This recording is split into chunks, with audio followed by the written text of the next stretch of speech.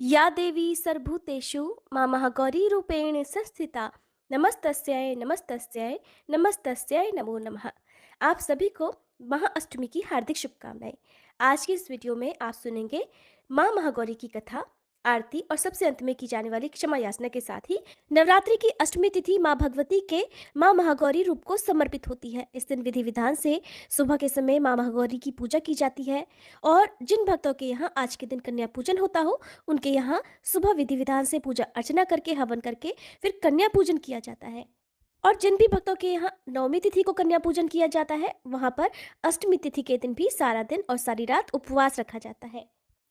ये बात तो आप सभी जानते होंगे कि देवी पार्वती एक बार भगवान शिव से नाराज हो गई थी, क्योंकि भगवान शिव ने हास परिहास में उन्हें काली कलुटी कह दिया था। और उसके बाद देवी पार्वती ने बहुत कठिन तपस्या की और उन्होंने ये कठिन तपस्या श्री ब्रह्मा जी से वरदान पाने के लिए की थी। तब जाकर ब्रह्मा जी से मिले वरदान के बाद उनका जो वर्ण था वो अत्यंत गौर हो गया, जिसके बाद से वो महागौरी के नाम से विख्यात हुई। आप देवी पार्वती की जो माँ महागौरी के रूप की कथा सुनते हैं, आपने बहुत बार सुनी होगी, लेकिन वो सारी कथाएं बहुत ही संक्षेप में होती हैं। और जो विस्तार पूर्वक कथा है वो आपको केवल शिव महापुराण कथा में सुनने को मिलेगी, जिसमें से विस्तार पूर्वक कथा आज मैं आपको सुनाने वाली हूँ। कृपया आप आज की इस कथा को जरूर सुनिएगा। इसके बाद आप मुझे कमेंट करके बताइएगा कि ये वीडियो आपको कैसी लगी। पौराणिक कथा के अनुसार शुंभ और निशुंभ नाम के दो दैत्य उत्पन्न हुए। वे परस्पर भाई थे।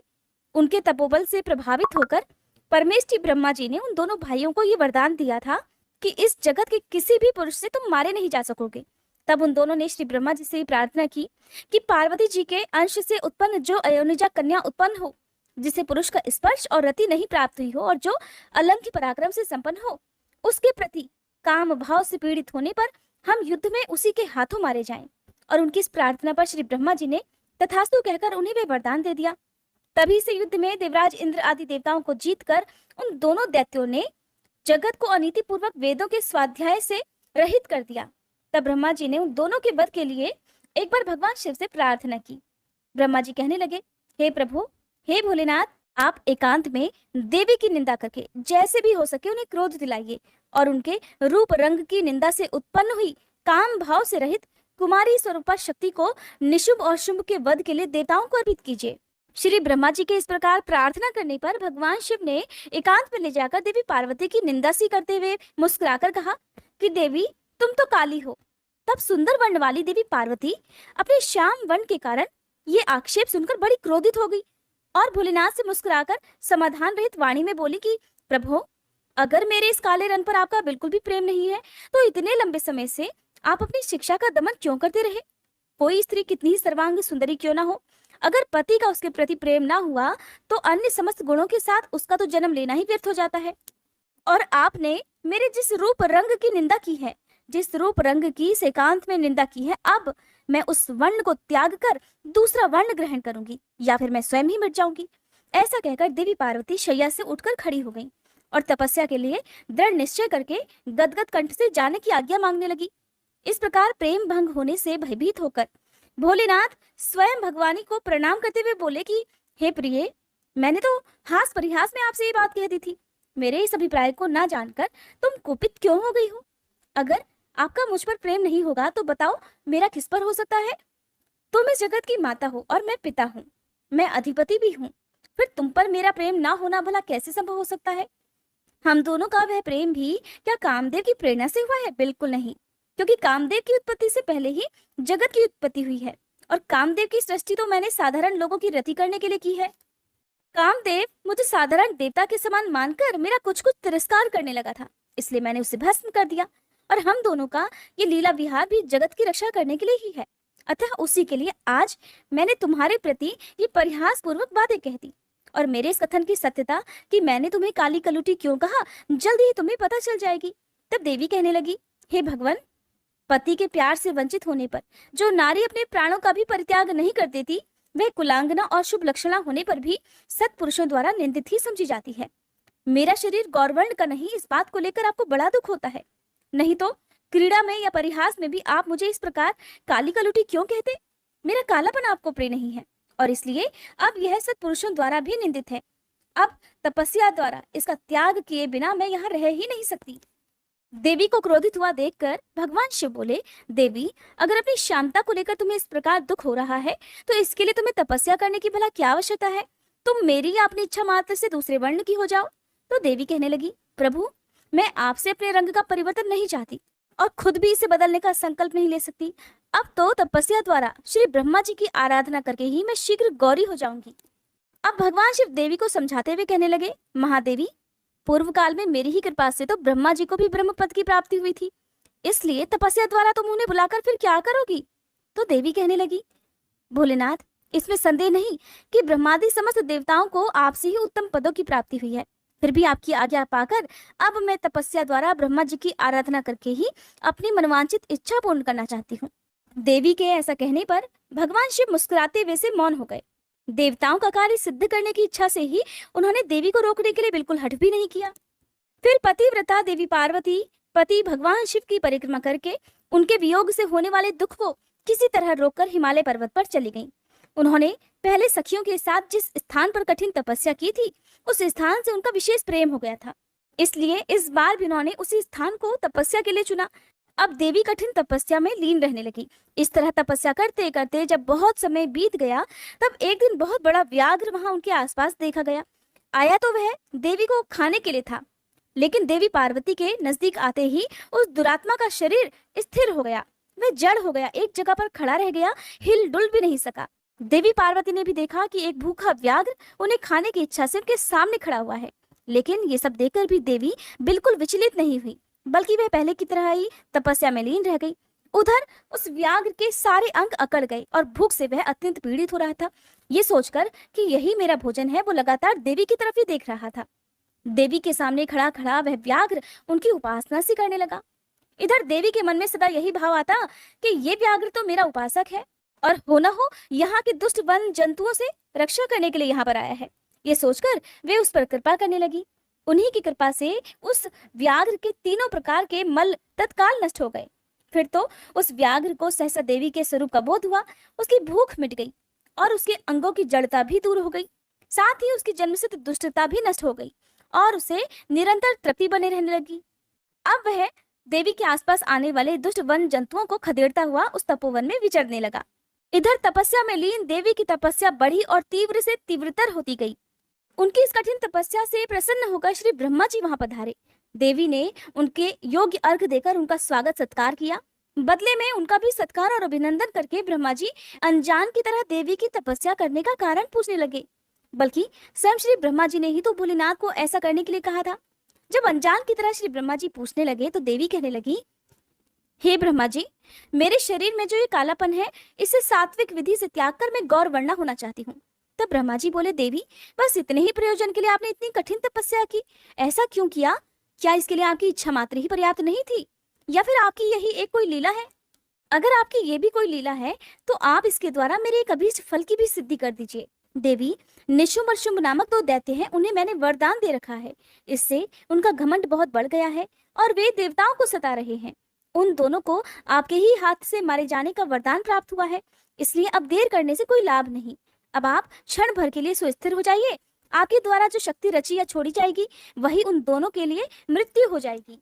ब्रह्मा जी के इस प्रकार प्रार्थना करने पर गिरिराज कुमारी देवी पार्वती सहसा अपनी काली त्वचा के आवरण को उतारकर गौरवर्णा हो गई।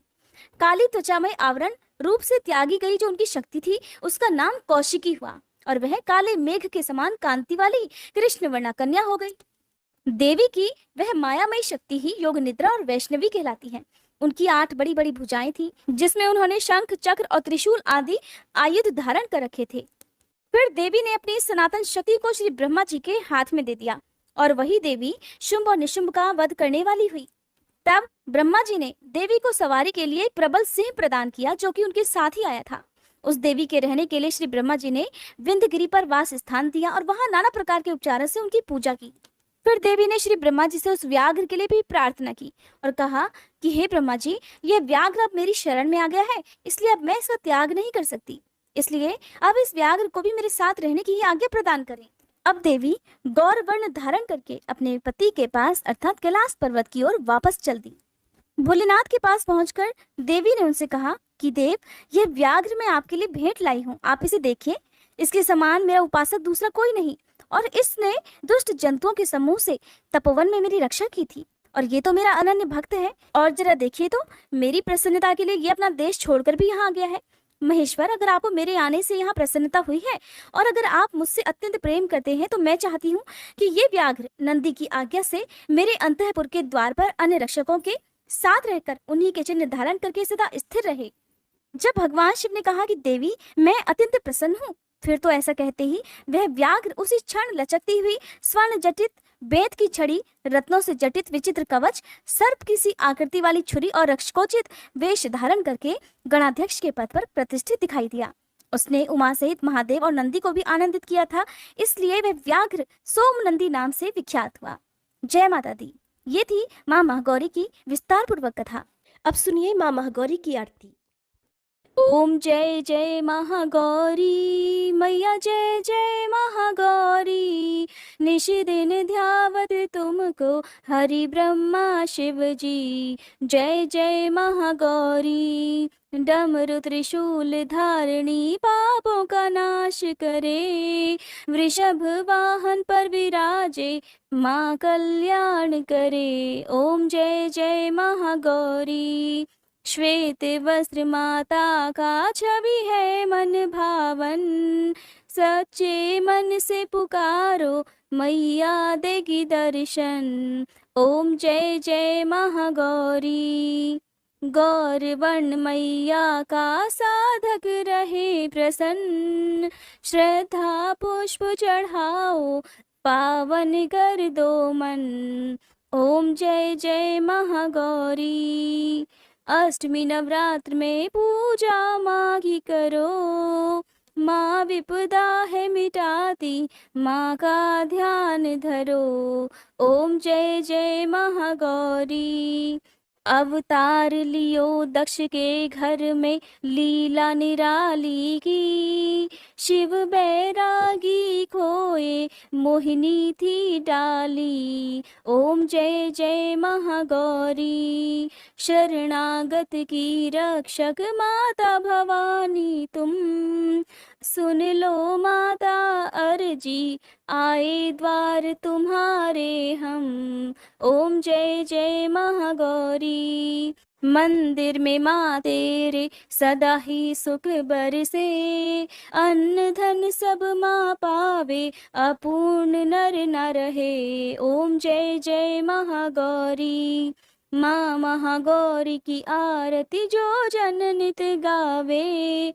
भव सिंधु से तरे वो दुख सब मिट जावे। ओम जय जय महागौरी। ओम जय जय महागौरी मैया, जय जय महागौरी। निश दिन ध्यावत तुमको हरि ब्रह्मा शिव जी। ओम जय जय महागौरी मैया, जय जय महागौरी। क्षमा याचना। हे परमेश्वरी, मेरे द्वारा रात दिन सहस्त्रों अपराध होते रहते हैं। अपनी भक्त समझकर मेरे उन अपराधों को आप कृपापूर्वक क्षमा करो। हे परमेश्वरी, मैं आह्वान करना नहीं जानती, विसर्जन करना नहीं जानती तथा पूजा करने का ढंग भी नहीं जानती। मुझे क्षमा करो। हे देवी, हे सुरेश्वरी, मैंने जो मंत्रहीन, क्रियाहीन और भक्तिहीन पूजन किया है, वह सब आपकी कृपा से पूर्ण हो। सैकड़ों अपराध करके भी जो भक्त आपकी शरण में जय जगदम्बे कहकर पुकारता है, उसे वह गति प्राप्त होती है जो ब्रह्मादि देवताओं के लिए भी सुलभ नहीं है। हे जगदम्बिके, मैं अपराधी हूँ, किंतु आपकी शरण में आई हूँ। इस समय दया की पात्र हूँ, आप जैसा चाहो करो। देवी परमेश्वरी, अज्ञान से, भूल से अथवा बुद्धि भ्रांत होने के कारण मैंने जो कुछ भी कमियां अधिक कर दिया हो, वह सब क्षमा करो और प्रसन्न हो। हे सच्चिदानंद स्वरूपा परमेश्वरी, जगन माता कामेश्वरी, आप प्रेम पूर्वक मेरी यह पूजा स्वीकार करो और मुझ पर प्रसन्न रहो। देवी सुरेश्वरी, आप गोपनीय से भी गोपनीय वस्तुओं की रक्षा करने वाली हो। मेरी पूजा को ग्रहण करो और आपकी कृपा से मुझे सिद्धि की प्राप्ति हो।